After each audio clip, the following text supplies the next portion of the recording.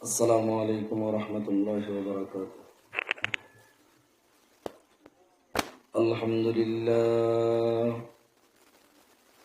আলহামদুলিল্লাহ নাহমাদুহু ওয়া নাস্তাঈনুহু ওয়া নাস্তাগফিরুহু ওয়া নু'মিনু বিহি ওয়া নাতাওয়াক্কালু আলাইহি ওয়া নাউযু বিল্লাহি মিন শুরুরি আনফুসিনা ومن سيئات أعمالنا من يهده الله فلا مضل له ومن يضلله فلا هادي له ونشهد أن لا إله إلا الله وحده لا شريك له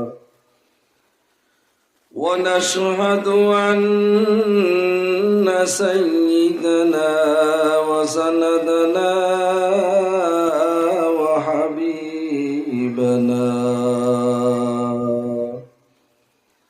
وحبيب ربنا وطبيب قلوبنا ومولانا محمدا عبده ورسوله صلى الله تعالى عليه وعلى آله وأصحابه وبارك وسلم تسليما كثيرا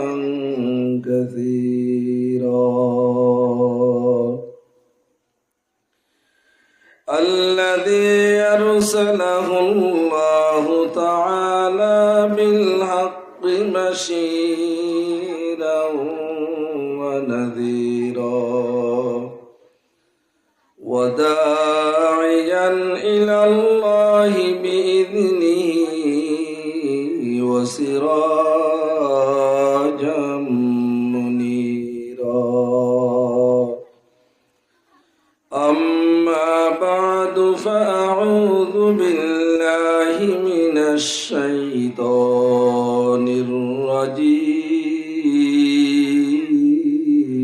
الرجيم. بسم الله الرحمن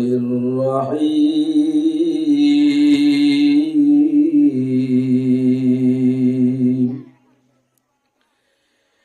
يا أيها الذين آمنوا اتقوا الله حق تقاته ولا تموتن إلا وأنتم مسلمون. وقال النبي صلى الله عليه وآله وسلم: المسلم من سلم المسلمون من لسانه ويده، أو كما قال النبي عليه الصلاة والسلام. اللهم صل على روح محمد في الأرواح، وصل على جسد محمد في الأجساد، وصل على قلب محمد في القلوب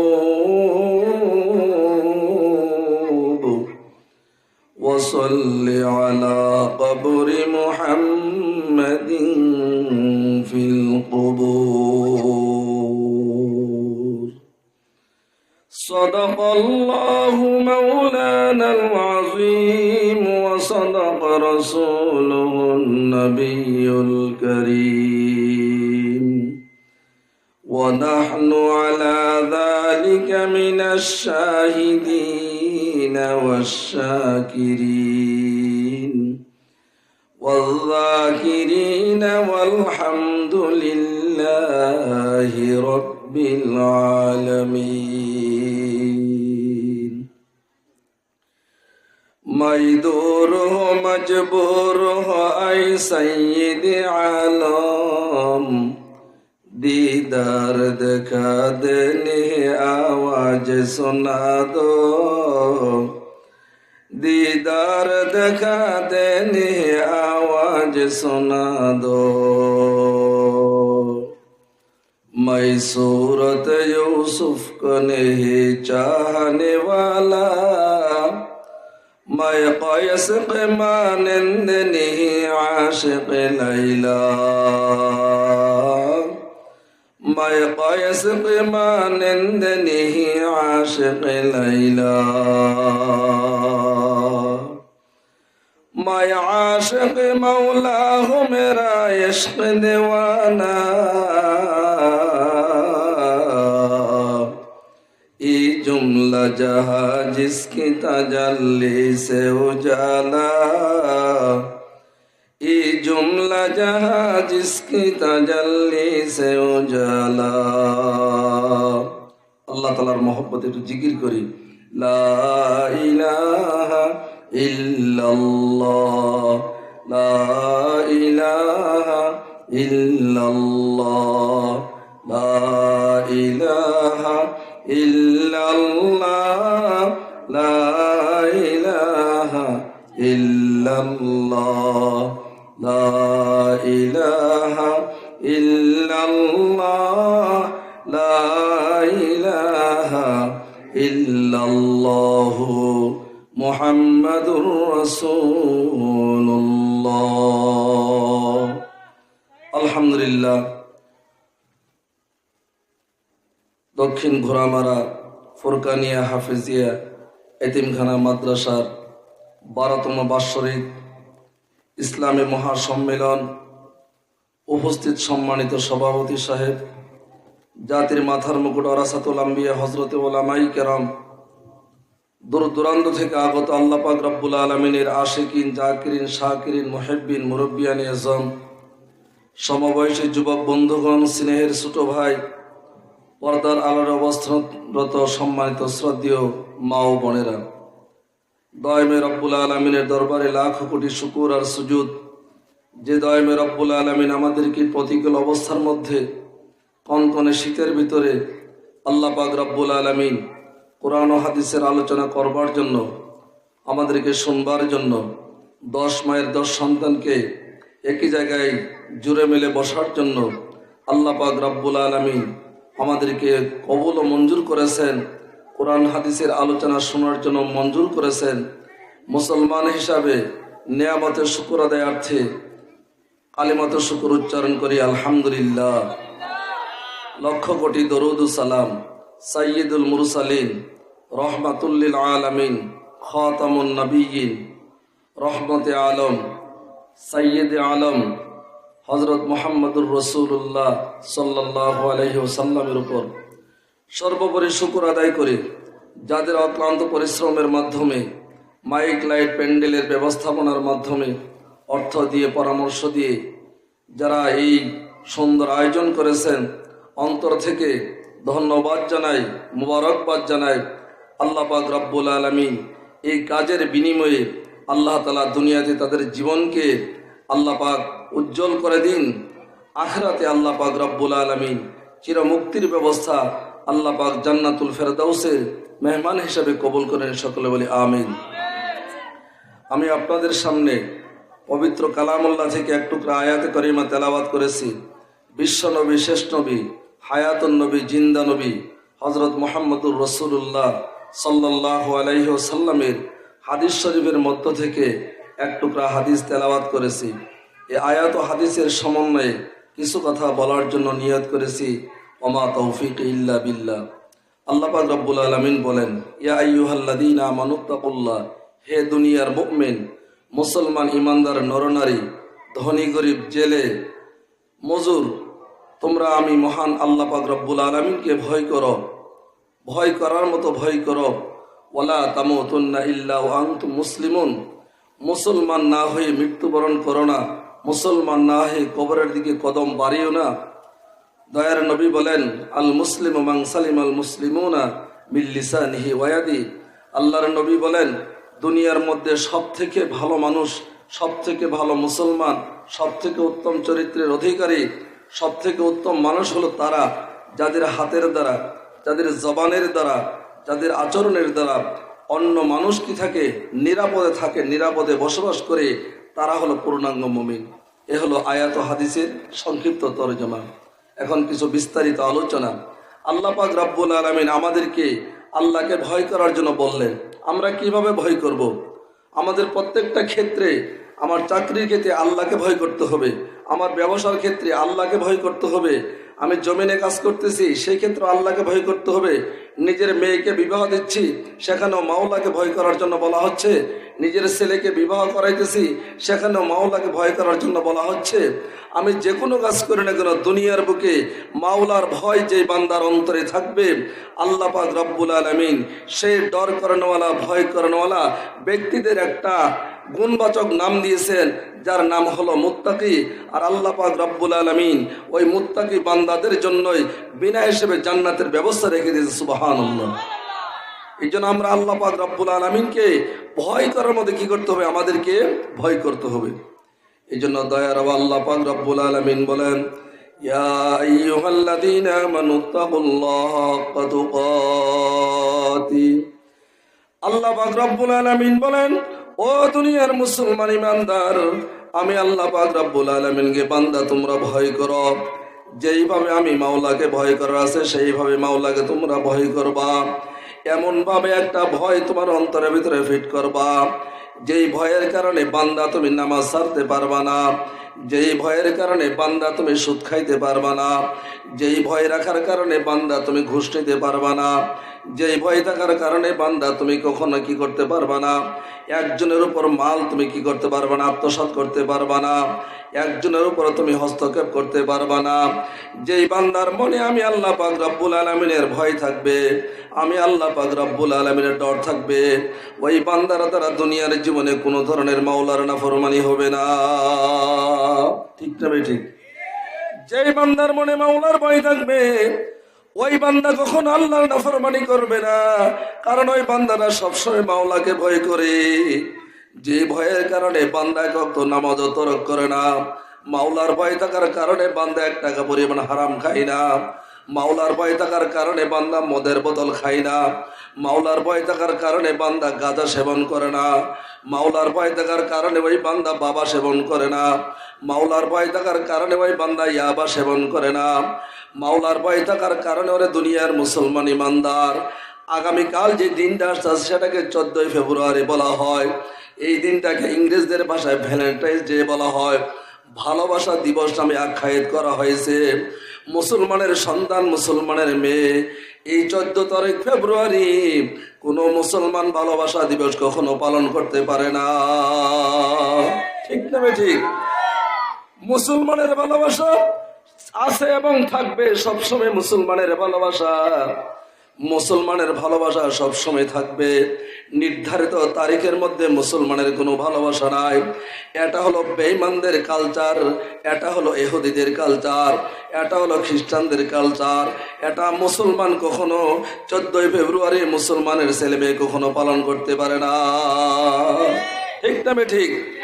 এই জন্য আমি আপনি মুসলমান, মাওলার যদি ভয় থাকে, একটা বেগানা মেয়েকে 14 ফেব্রুয়ারির দিনে ফুল দিয়ে তাই কখনো ভালোবাসা জানানো যাবে না, ফুল দিয়ে কখনো তাকে স্বাগত জানানো যাবে না, আই লাভ ইউ বলি একটা মেয়েকে ভালোবাসা দেখানো যাবে না।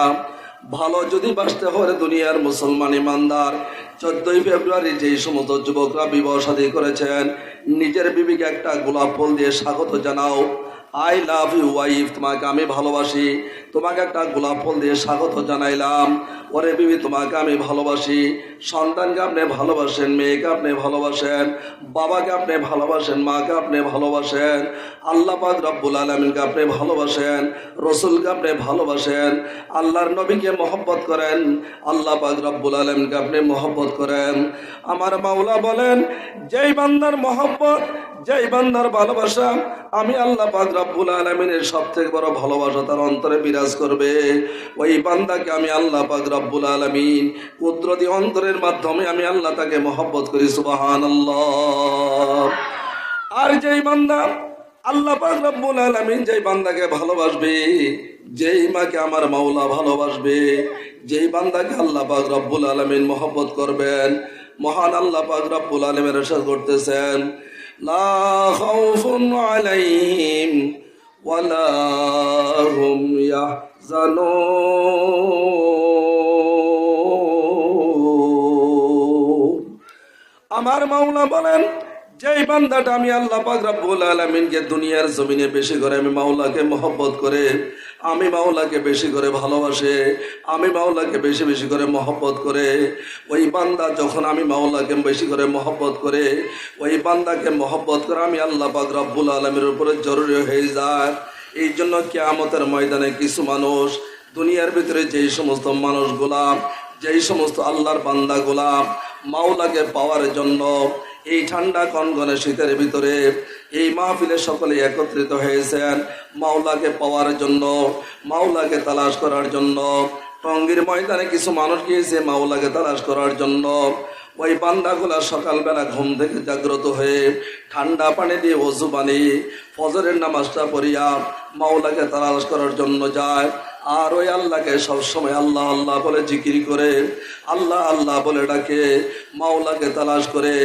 আমার আল্লাহ পাক রব্বুল আলামিন বলেন, আমার ওই বান্দাটা আমি মাওলাকে তালাশ করার জন্য জোহরের সময় আমার ঘরে উপস্থিত হয়েছিল, আমি মাওলার তালাশ তারা পাই নাই। আসরে হাজিরা দিয়েছিল, আমি মাওলাকে পাই নাই। মাগরিবে হাজিরা দিয়েছিল, আমি মাওলাকে পাই নাই। এশার নামাজে হাজিরা দিয়েছিল, আমি মাওলাকে পাই নাই। ওই সমস্ত পাগল বান্দাগুলা, ওই সমস্ত পাগল বান্দিগুলা মাওলার পাগল, মাওলার আশেক হয়ে মাওলাকে তালাশ করার জন্য সবসময় বেকুল অবস্থায় ছিল, বেকরারি অবস্থায় ছিল। কিয়ামতের ময়দান যখন কায়েম হয়ে যাবে, মানুষগুলা আল্লাহ আল্লাহ বলে চিৎকার দিতে থাকবে, আল্লাহ আল্লাহ বলে চিৎকার দিতে থাকবে।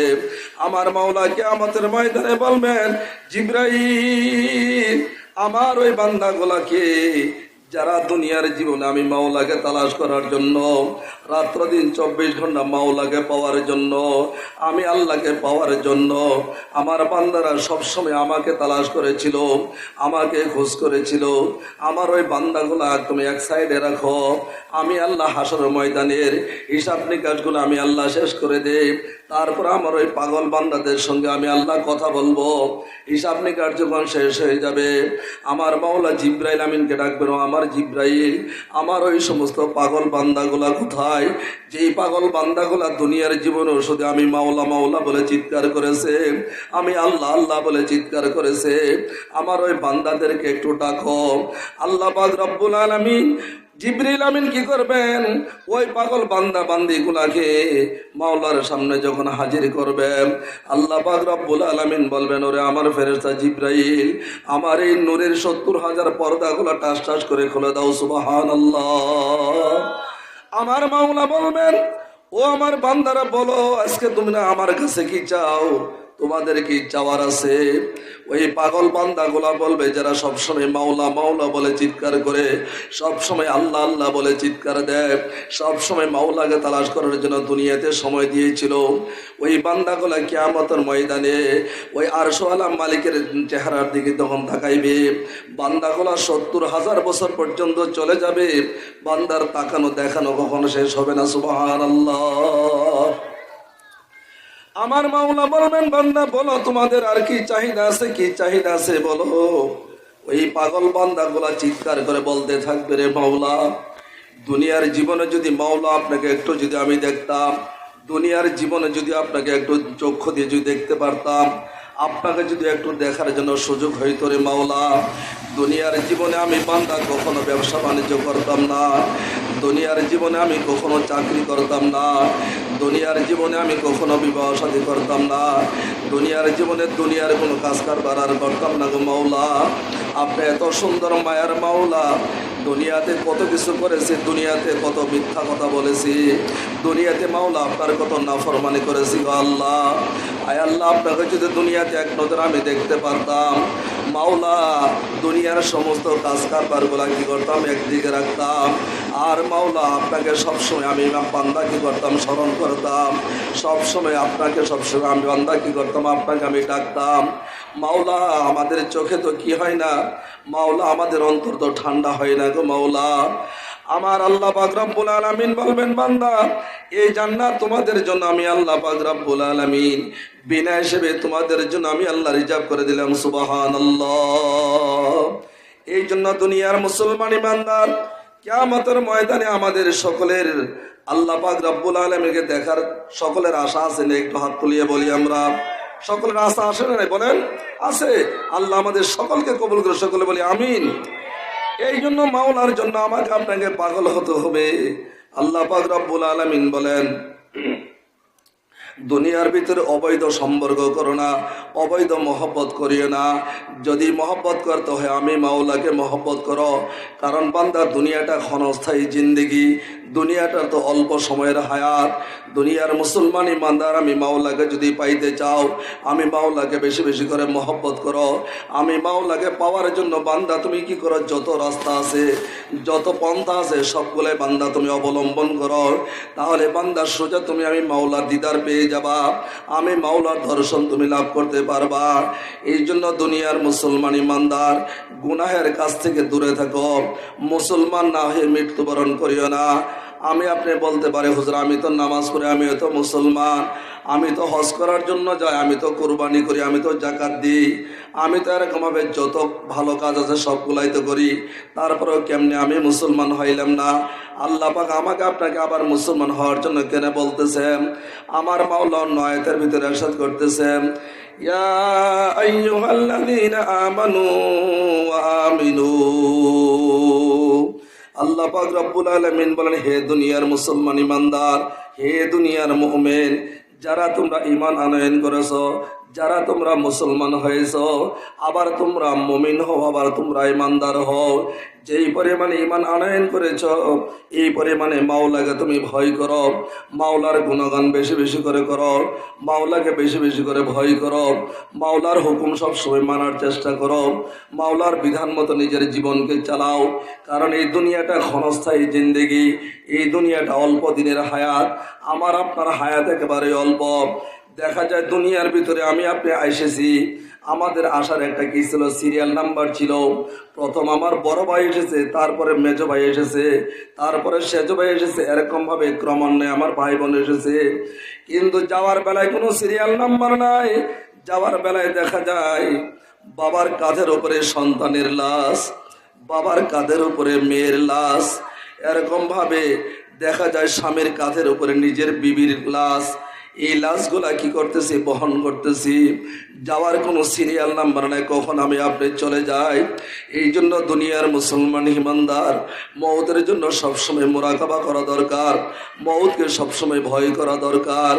এই জন্য আমার নবী সাল্লাল্লাহু আলাইহি ওয়াসাল্লাম দৈনন্দিন মওতকে কি করতেন, 100 বার করে ভয় করতেন, মওতকে বেশি বেশি করে ভয় করতেন।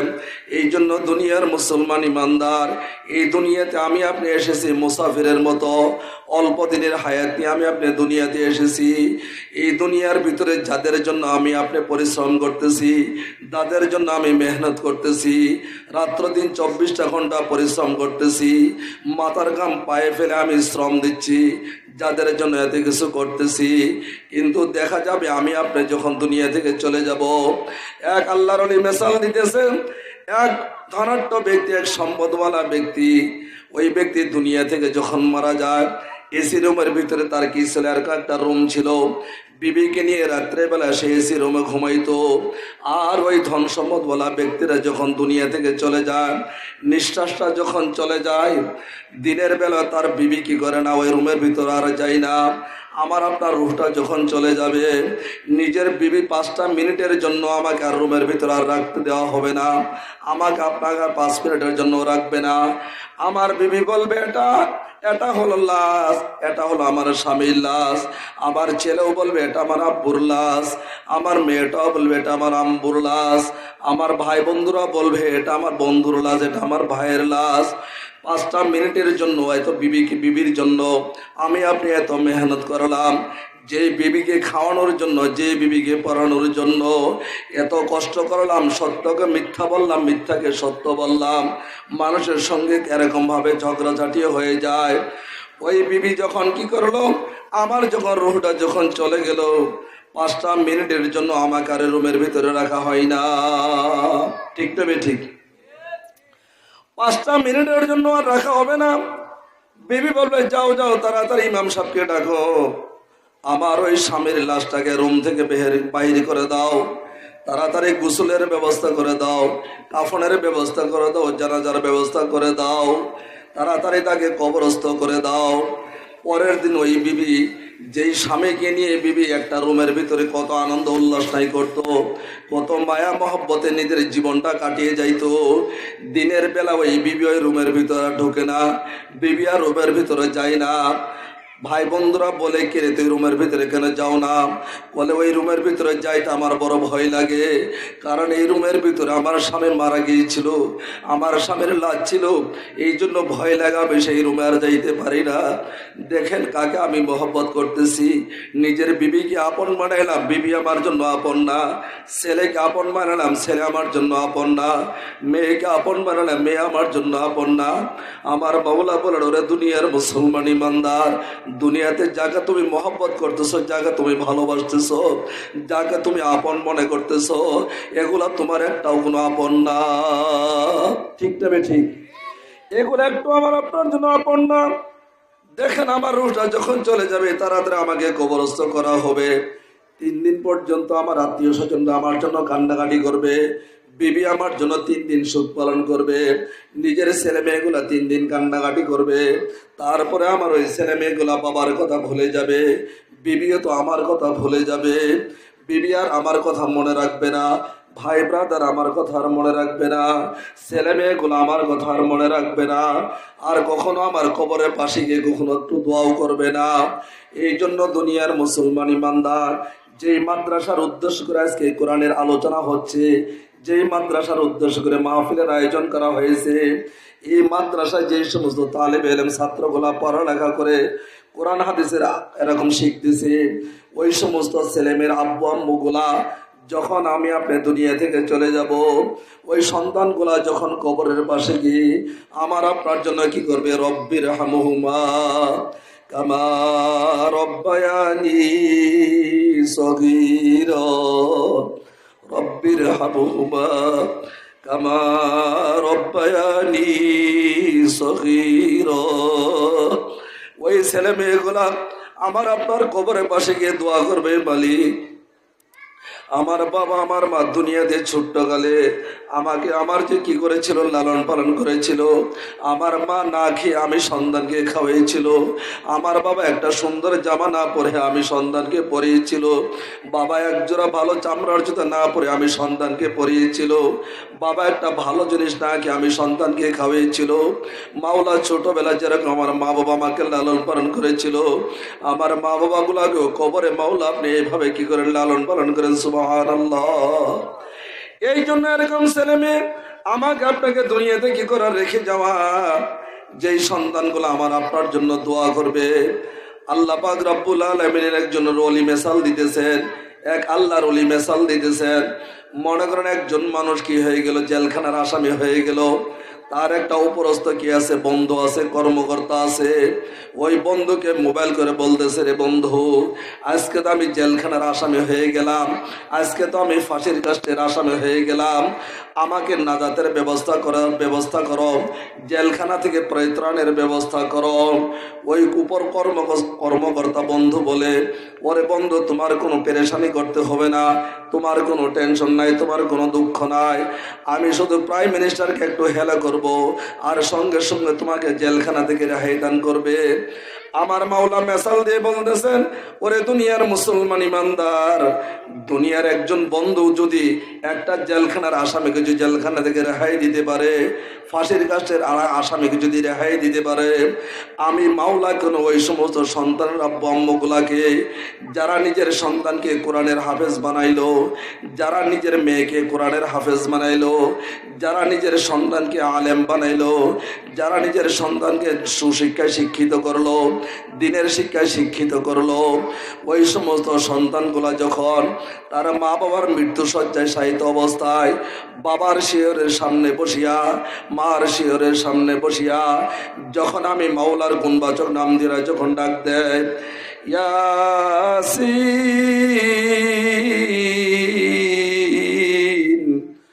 ওয়াল কুরআনিল হাকীম,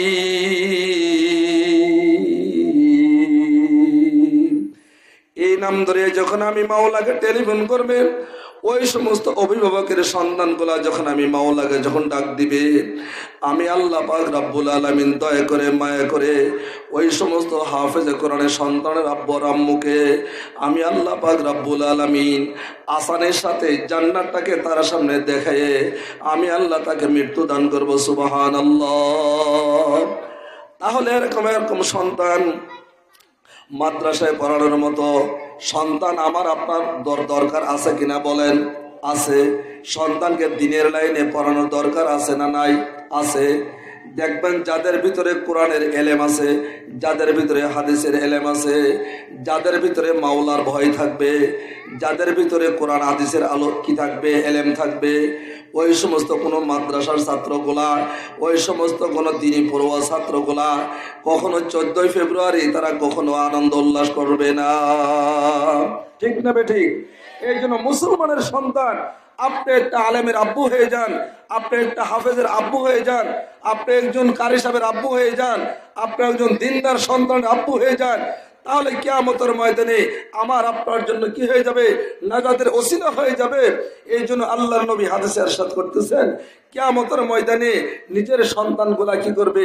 নিজের মা বাবার জন্য একজন হাফেজে কোরআন সন্তান আল্লাহর কাছে কি করবে? সুপারিশ করবে, মাওলা আমার বাবা আমার জন্য কত মেহনত করে, কত কষ্ট করে, আমার বাবা না খেয়ে, আমার মা না খেয়ে আমি সন্তানকে কোরআনের হাফেজ বানিয়েছে, আয় আল্লাহ আপনার কোরআনের হাফেজ বানিয়েছে, আয় আল্লাহ তাআলা রব্বুল আলামিন আমার আব্বু আম্মুকে আপনি ক্ষমা করিয়ে দিন।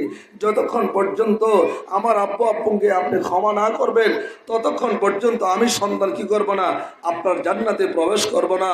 আমার মাওলা খুশি হয়ে বলবেন, হে হাফেজে কোরআন ছেলে, আমি আল্লাহ পাক রব্বুল আলামিন খুশি হয়ে তোমার আরজুকে আমি মঞ্জুর করে নিলাম, তোমার প্রত্যাশাকে আমি মঞ্জুর করে নিলাম, তোমার ওসিলায় তোমার মা বাবাকে আমি কি দিয়ে দিলাম?